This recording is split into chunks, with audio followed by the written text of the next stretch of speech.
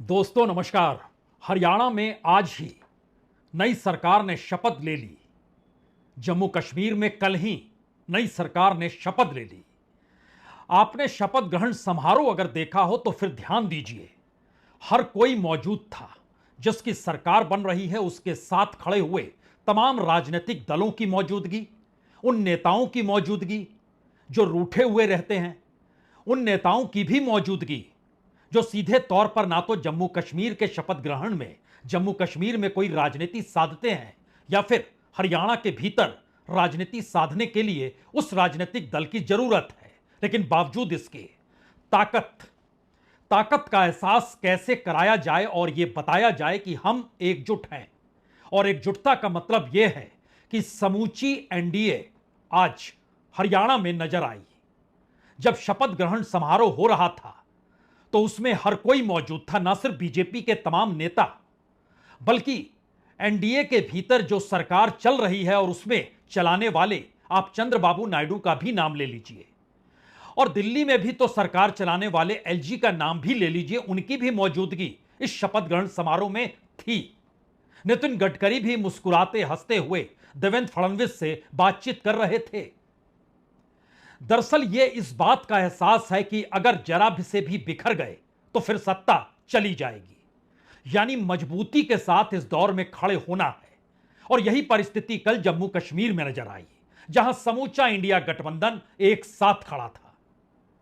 लेकिन अब सवाल महाराष्ट्र का है, उस महाराष्ट्र का जिसके भीतर इससे पहले सामान्य तौर पर 4 राजनीतिक दल हुआ करते थे, लेकिन बीते 5 वर्षों की अजब गजब राजनीति ने 4 के बदले 6 राजनीतिक दलों को सामने लाकर खड़ा कर दिया। शिवसेना 2 हिस्सों में, एनसीपी 2 हिस्सों में।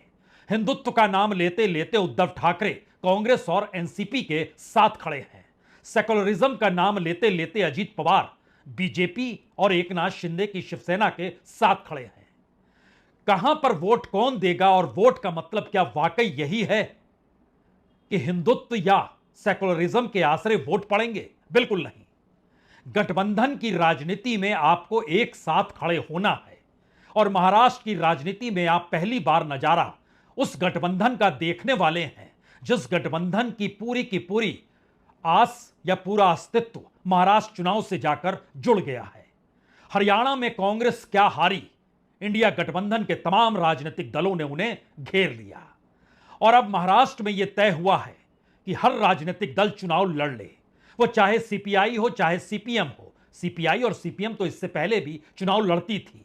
वो चाहे समाजवादी पार्टी हो, समाजवादी पार्टी भी तो चुनाव लड़ती थी। 2 विधायक तो उसके हैं, उसमें एक भिवानी ईस्ट से जीते थे और दूसरे मानखुर्द शिवाजी नगर से जीते थे। केजरीवाल भी आकर खड़े हो जाएं, ममता बनर्जी को भी लाने का प्रयास महाराष्ट्र में हो रहा है। कम से कम औपचारिकतावश ही सही, लेकिन एक सीट पर वह चुनाव जरूर लड़े। पहला मैसेज यही है कि इंडिया गठबंधन सामूहिकता के साथ महाराष्ट्र का चुनाव लड़े। उसमें सवाल एमवीए का नहीं रहे, सवाल इंडिया का रहे, और इंडिया का हर बड़ा कद्दावर नेता चुनाव प्रचार करने के लिए महाराष्ट्र की जमीन पर आए, सीधे तौर पर बीजेपी को निशाने पर ले, इस बात का एहसास कराए कि शिवसेना कैसे असंवैधानिक तौर पर तोड़ी गई, इस बात का एहसास कराए कि दरअसल करप्शन बीजेपी के लिए कोई मायने रखता नहीं है। और इस फहरिस्त में जो जो नए नए रास्ते बनाने की कोशिश अब इंडिया गठबंधन कर रहा है वो वाकई हैरत अंगेज है। हैरत अंगेज इसलिए है क्योंकि महाराष्ट्र का किला अगर जीत नहीं पाया इंडिया गठबंधन तो उसका अस्तित्व खत्म हो जाएगा। इस बात का एहसास उसे हो चला है, क्योंकि सबसे ज्यादा राजनीतिक दलों के गठजोड़ के साथ हरियाणा ही वो राज्य माना जा रहा था जहां से जीत मिलेगी और उसके बाद महाराष्ट्र में जीत मिलेगी।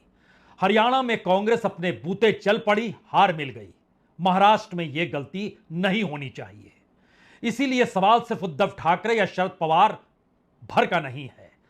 स्थिति यह भी है कि कांग्रेस अपने कोटे की सीट भी देने को तैयार है, और यह मैसेज वो देना चाहती है कि समूचा इंडिया गठबंधन एक साथ खड़ा है। इसके लिए जो 5 रास्ते अपनाए जा रहे हैं, उन 5 रास्तों पर बात हो उससे पहले हमें लगता है तस्वीर दर तस्वीर आज परखते चलिए।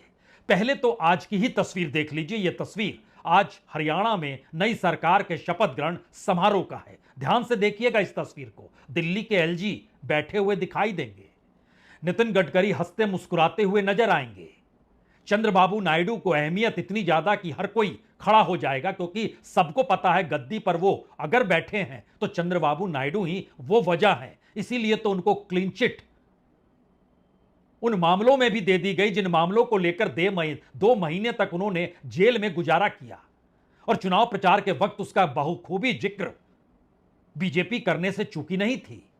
तो राजनीतिक तौर पर हर समीकरण के आश्रय महाराष्ट्र में आपके कदम पड़े उससे पहले इस तस्वीर को देखिए। यह तस्वीर आज की है।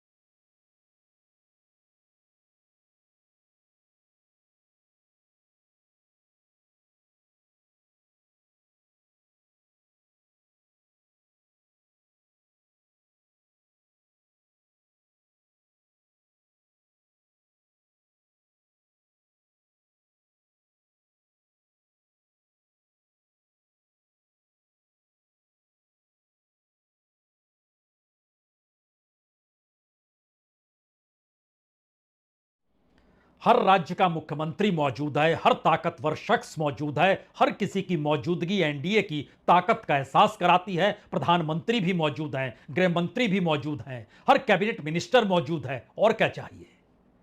और एक दिन पहले यही परिस्थिति तो कश्मीर में थी, जब उमर अब्दुल्ला शपथ ले रहे थे मुख्यमंत्री पद की। राज्य का दर्जा मिला नहीं है, लेकिन हर किसी को इस बात का एहसास है कि अगर एक साथ नहीं खड़े हुए तो कांग्रेस उनकी राजनीतिक जमीन को छीन लेगी। इसीलिए इस तस्वीर को भी पहले देख लीजिए, क्योंकि महाराष्ट्र के 5 रास्तों को हम पकड़ना शुरू करें उससे पहले इन तस्वीरों को देख लेने की जरूरत है, जिसमें राहुल गांधी फुसफुसाहट के साथ अखिलेश यादव से बात कर रहे हैं। हर किसी को इस बात का जोश है, और उस जोश के साथ यह चिंतन भी है कि यह एकजुटता क्या वाकई महाराष्ट्र में जीत दिला देगी, क्योंकि महाराष्ट्र तो यूपी के बाद सबसे बड़ा राज्य है हर दृष्टि से, और हर दृष्टि से बीजेपी के लिए यह एक अमूल्य राज्य भी है, जहां पर गुजरात वर्सेस महाराष्ट्र की परिस्थिति कॉरपोरेट के भीतर भी समा जाती है, राजनीतिक तौर पर भी है। लेकिन पहले इस तस्वीर को देख लीजिए। एकजुटता का मतलब हरियाणा की हार के बाद इंडिया गठबंधन के भीतर कैसे छा गया, उसको परखिए। Accordance to the Constitution and the law, I, which shall be brought under my consideration or shall become known to me as Chief Minister for the Union Territory of Jammu and Kashmir, except as may be required for the due discharge of my duties as such Minister.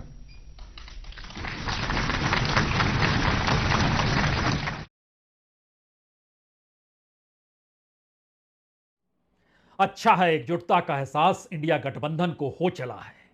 अच्छा, इस देश के भीतर जिन मुद्दों को लगातार राहुल गांधी उठा रहे थे, हरियाणा चुनाव के बीच वो गायब सा हो गया।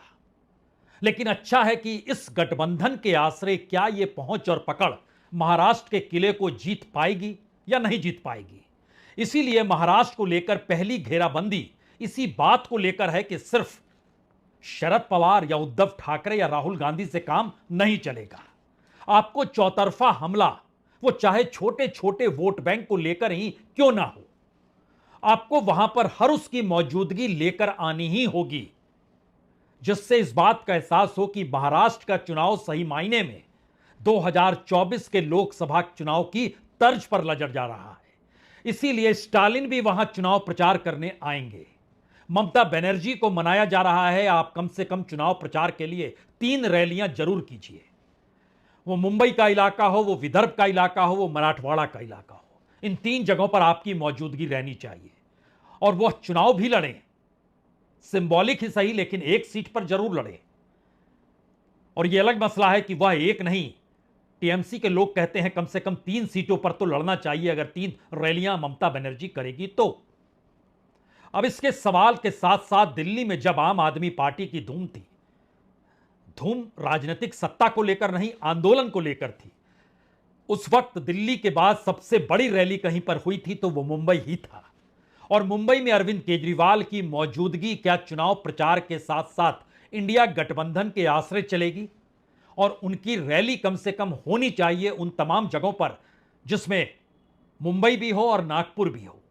इन दोनों को पाटते हुए इंडिया गठबंधन अरविंद केजरीवाल को भी हरियाणा में चाहे समझौता नहीं हो पाया और इसका खामियाजा सबने भुगत लिया। लेकिन बड़ा सवाल है कि महाराष्ट्र, और महाराष्ट्र को गंवाने का मतलब क्या कुछ हो सकता है? यह 5वां सवाल है। यह तो पहला सवाल चल रहा है जिसमें इंडिया गठबंधन को एक साथ जोड़ने की कवायद है और उस कवायद में अखिलेश यादव की समाजवादी पार्टी इससे पहले 2 सीटों पर जीत चुकी है। अबू आजमी मानखुर्द शिवाजीनगर से जीते थे, भिवंडी ईस्ट में भी उनकी मौजूदगी जीत के साथ हुई थी समाजवादी पार्टी की। लेकिन राज्य में कुल 5 से 6 सीटों को समाजवादी पार्टी के पक्ष में दिया जाए। यह अलग मसला है कि वो कह रही है कि रैलियां अगर अखिलेश यादव करेंगे तो कम से कम 10 सीटें मिलनी चाहिए। और 288 में 10 कोई मायने रखती नहीं है। जहां पर यादव, जहां पर उत्तर प्रदेश, वह भी पूर्वी उत्तर प्रदेश से जुड़े हुए लोगों की मौजूदगी, माइनॉरिटीज यानी मुस्लिमों की मौजूदगी, वहां पर चुनावी जीत अखिलेश यादव की समाजवादी पार्टी के जरिए मिल सकती है तो उसको लेकर 6 सीटें तो दी जा सकती है, 5 से 6 सीट। यानी अखिलेश यादव भी रैली करने के लिए वहां पर जरूर रहें। सीपीआई और सीपीएम की मौजूदगी तो वहां पर पहले से रही है, सीपीएम के विधायक भी है वहां पर। स्टालिन को भी वहां पर आना है और फारूक अब्दुल्ला को भी जम्मू कश्मीर से चलकर आना है। वहां पर नेशनल कॉन्फ्रेंस चुनाव नहीं लड़ेगी, लेकिन नेशनल कॉन्फ्रेंस की मजबूती और उनकी अपनी राजनीतिक सत्ता ने जो जीत हासिल की है, जबरदस्त जीत हासिल की है जम्मू कश्मीर में, और इस तरीके से सरकार बनाई है जहां सिर्फ कश्मीर नजर ना आए बल्कि जम्मू भी नजर आए, तो इस अंदाज में जिस बात का जिक्र मोहब्बत के आसरे और सबको एक साथ लेने और चलने के आसरे है, उस बात का जिक्र फारूक साहब पहुंचे महाराष्ट्र के भीतर। यह रणनीति का पहला हिस्सा है जिसमें हर किसी को पहुंचना है, जाना है, चुनाव लड़ना है, उसकी मौजूदगी होनी चाहिए। अखिलेश यादव तो कल ही जा रहे हैं महाराष्ट्र में, कल जा रहा हूं और इंडिया गठबंधन जीते। वहां पर जो दल है आदरणीय शरद पवार जी का, वहां पर जो पूर्व मुख्यमंत्री उनका दल है और समाजवादी पार्टी अन्य दल, हमारी कोशिश होगी कि इंडिया गठबंधन के साथ लड़ें। सीटें मांगी हैं और हमें उम्मीद है कि जहां हमारे 2 विधायक थे और हमें सीटें भी ज़्यादा देंगे और हम पूरी मजबूती के साथ इंडिया गठबंधन के साथ खड़े होंगे। एक मैसेज है कि 6 सीटें कम से कम अखिलेश यादव चाहते हैं महाराष्ट्र की राजनीति में पैर पसारने के लिए, और इंडिया गठबंधन में एक प्रमुख स्तंभ के तौर पर जब उनकी मौजूदगी उत्तर प्रदेश की जीत के साथ हो चली है और उत्तर प्रदेश के बहुतेरे लोगों की मौजूदगी महाराष्ट्र के भीतर है, मुंबई शहर में है, तो फिर समाजवादी पार्टी को कम से कम आधी दर्जन सीटें चाहिए।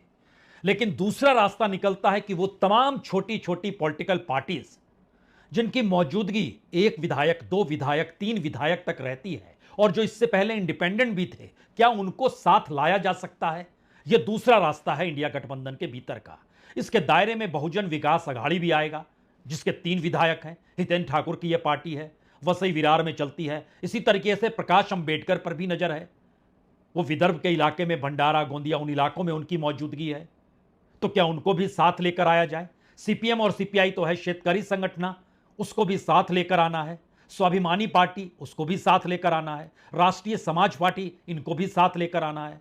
महाराष्ट्र जन स्वराज शक्ति पार्टी, इनके भी 1 विधायक है। इससे पहले जिनके भी नाम हमने पढ़े सभी के 1-1 विधायक हैं। भारतीय शेतकारी पार्टी की भी 1 विधायक है। इंडिपेंडेंट हालांकि 13 विधायक हैं। यह दूसरा सवाल है कि इतने सारे छोटे छोटे राजनीतिक दल वोटों को बांटेंगे, वोटों का बंटवारा करेंगे, और वो बंटवारा नहीं होना चाहिए। यह मैसेज, यह रास्ता दूसरा है इंडिया के भीतर का कि पहले इंडिया के तमाम चेहरों को आप महाराष्ट्र लाइए, सीट देकर उनको चुनाव लड़वाइए, और दूसरा हिस्सा है कि जो भी छोटे छोटे राजनीतिक दल हैं उनको साथ लेकर आना ही होगा, उसके बगैर काम नहीं चलेगा। यह दूसरा रास्ता है।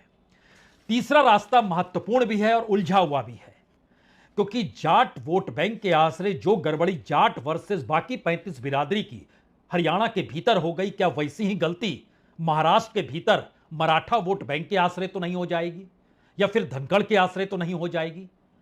यह दरअसल दो अलग अलग सवाल नहीं, जातियों के समीकरण को कैसे साधा जाए, यह तीसरा रास्ता है जिसे इंडिया गठबंधन को इस बार बनाना है। इस रास्ते को बनाने में उसके सामने अब आरक्षण का मुद्दा है। आरक्षण के मुद्दे में मराठा का होना है। मराठा आरक्षण चाहते हैं और ओबीसी को लगता है कि उसके हिस्से की आरक्षण चला जाएगा कुछ और बट जाएगा, तो फिर उसके हिस्से में वह लाभ नहीं मिलेगा। इसीलिए मराठा वर्सेस ओबीसी करने की स्थिति में अगर बीजेपी आ जाती है तो ओबीसी वोट बैंक एक झटके में बीजेपी के साथ चला जाएगा। तो ऐसे में इस तरीके से मैनेज आपको करना है कि मराठा और ओबीसी दोनों साथ में कैसे खड़ा हो, उम्मीदवारों के आसरे, उनकी मांगों के आसरे, उसके लिए कोई सामाजिक न्याय की नई परिस्थिति और नए डिजाइन में अपने मैनिफेस्टो में जिक्र करके किया जाए। क्योंकि इस परिस्थिति में धनगढ़ समाज जो है वह भी आदिवासी की कैटेगरी चाहता और आदिवासी इसका विरोध कर रहे हैं। और ध्यान दीजिए तो पिछले दिनों वहां पर जो डिप्टी स्पीकर नरहरि जिरवाल थे वह मंत्रालय की तीसरी मंजिल से कूद गए, ट्राइबल है वो। ये सारे सवाल इसलिए उलझा रहे क्योंकि धनखड़ों की मौजूदगी भी ओबीसी में 9% है और वो आदिवासी का टैग चाहते हैं, आदिवासी की मान्यता चाहते हैं। यानी आरक्षण के जरिए मराठा और आदिवासी के भीतर धनगढ़ के आने की स्थिति में यह एक नया सवाल इसलिए है क्योंकि इसके साथ जो पुराने सवाल थे वो गायब हो गए हैं। इससे पहले हिंदुत्व का आसरा था, सेकुलरिज्म का जिक्र था, अब वो चीजें गायब हो गई हैं। तो दूसरी स्थिति जातीय आरक्षण और जातीय समीकरणों को साधने की है, यह तीसरा रास्ता है। चौथा रास्ता शायद एक उलझन भरा रास्ता है। यह उलझन भरा रास्ता इसलिए महत्वपूर्ण भी है क्योंकि एक तरफ शिवसेना से निकलकर उद्धव ठाकरे बिल्कुल नए समीकरणों के साथ इस बार पहली बार चुनाव मैदान में जाने वाले हैं। लोकसभा चुनाव में गए जरूर थे लेकिन वह दिल्ली का चुनाव था, यह महाराष्ट्र का चुनाव है जहां के मुख्यमंत्री वह रह चुके हैं, बेहतरीन सरकार चला रहे थे।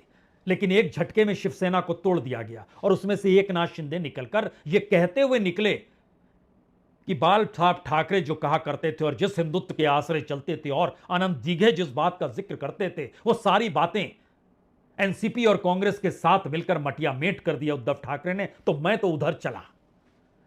और फिर माथे पर बड़ा टीका लगाकर और हिंदुत्व का नारा लगाते हुए बीजेपी ने हाथों हाथ लिया, मुख्यमंत्री बना दिया, मुख्यमंत्री के दावेदार देवेंद्र फडणवीस को पीछे कर दिया। राजनीति का यह मिजाज पहली बार हिंदुत्व के उस परीक्षण का भी वक्त है जिसको बरसों बरस से महाराष्ट्र की राजनीति में शिवसेना और बीजेपी ने साथ मिलकर सींचा, लेकिन इस बार वह दो हिस्सों में बटा हुआ है।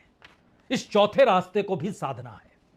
यह चौथा रास्ता कैसे सधेगा, किस रूप में सधेगा, यह इसलिए भी महत्वपूर्ण है कि अजीत पवार तो शरद पवार के साथ थे, एनसीपी में थे, सेकुलरिज्म का जिक्र करते थे, वहां से निकलकर वह बीजेपी और एकनाथ शिंदे के साथ चले गए जहां पर हिंदुत्व का जिक्र है, कट्टरवादी हिंदुत्व का जिक्र इस एस्पेक्ट से भी हो रहा है कि बकायदा एकनाथ शिंदे के पार्टी या बीजेपी के नेता अजीत पवार को देखकर ना जाने कैसी कैसी बातें करने लगते हैं और कहते हैं कैबिनेट मीटिंग में तो हम उनको देख नहीं पाते हैं।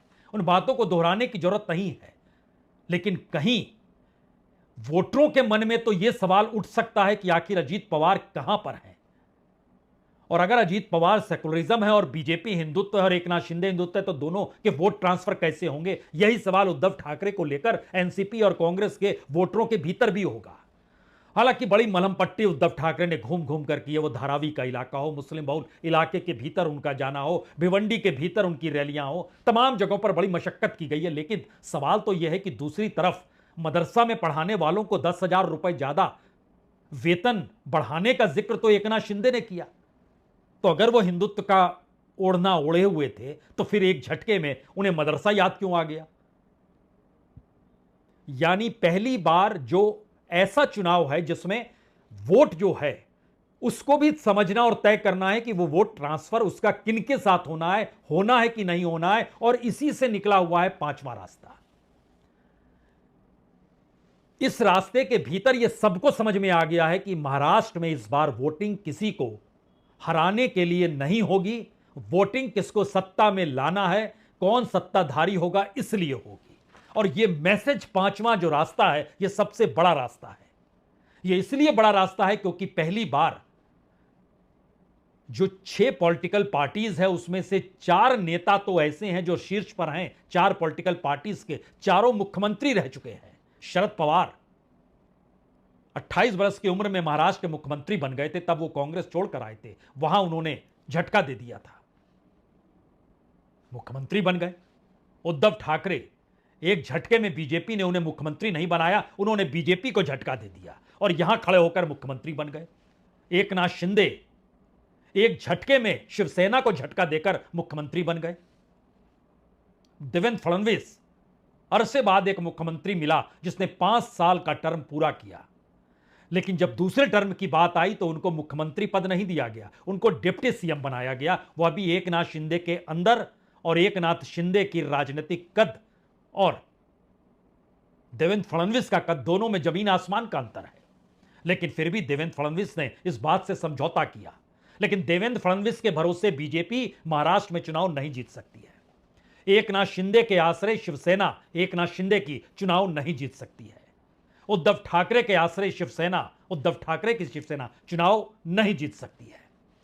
और शरद पवार अपने बूते एनसीपी को सत्ता में नहीं ला सकते हैं।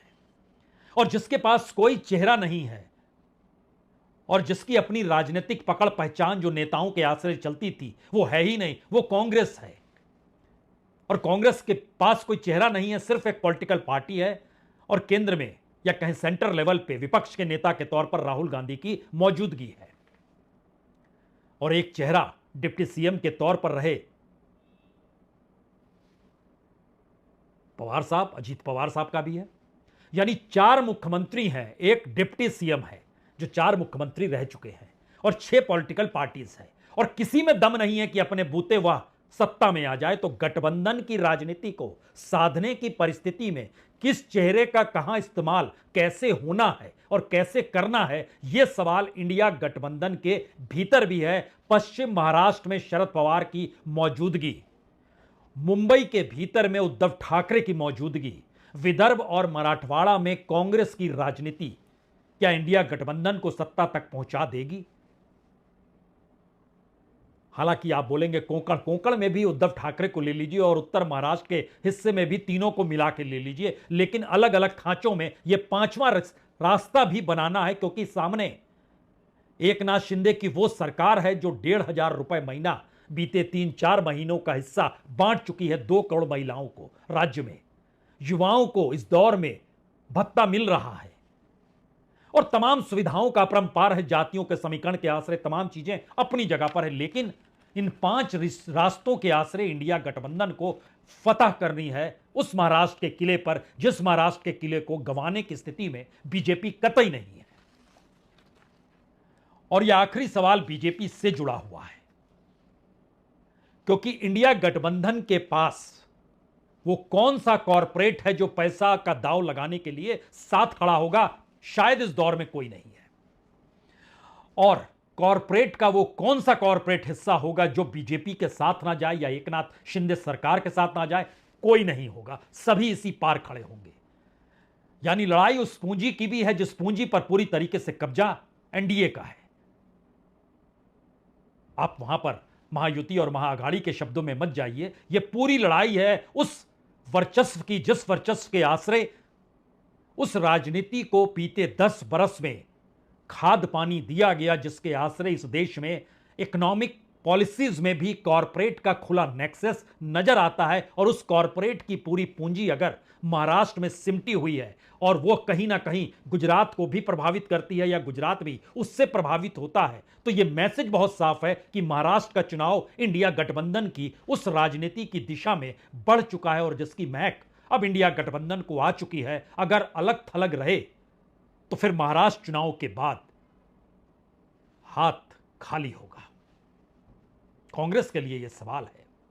इसीलिए कांग्रेस हर गठबंधन की मौजूदगी महाराष्ट्र चुनाव में चाहती है और एकजुटता का एहसास नहीं, बल्कि भविष्य की राजनीति को बचाने के लिए महाराष्ट्र का चुनाव इंडिया के लिए सबसे महत्वपूर्ण हो चला है। और सब किसी की किस्मत उसी दांव पर जाकर फंसी है जहां पर महाराष्ट्र चुनाव की बिसात खुद प्रधानमंत्री मोदी, जो आज चंडीगढ़ में बैठक करके भी बिछा रहे थे, और दिल्ली में बैठकर गृह मंत्रालय की सीढ़ियों पर चलते वक्त आपको इसका एहसास हो जाएगा कि अमित शाह की पूरी नजर, पूरा ध्यान और उनके टेबल पर बिखरी हुई फाइलों में महाराष्ट्र के तमाम समीकरण क्यों रेंग रहे हैं और उस पर सेंध लगाने की ताकत इंडिया में है या नहीं है, या वो मानकर चल रही है कि भावुकता के आश्रय उनकी पार्टियों को तोड़ा गया, उनको सत्ता से बेदखल किया गया तो जनता साथ खड़ी हो जाएगी। तो ऐसे में इस देश के भीतर में कौन किसके साथ कैसे खड़े होकर चुनाव को पलट सकता है, यह हरियाणा की खुशबू भी आपको बता रही होगी। इंतजार कीजिए आप भी, हम भी करते हैं। ये 5 रास्तों पर रणनीति बननी शुरू हो चली है, इसीलिए अखिलेश यादव कल महाराष्ट्र जा रहे हैं। बहुत बहुत शुक्रिया, बहुत बहुत शुक्रिया।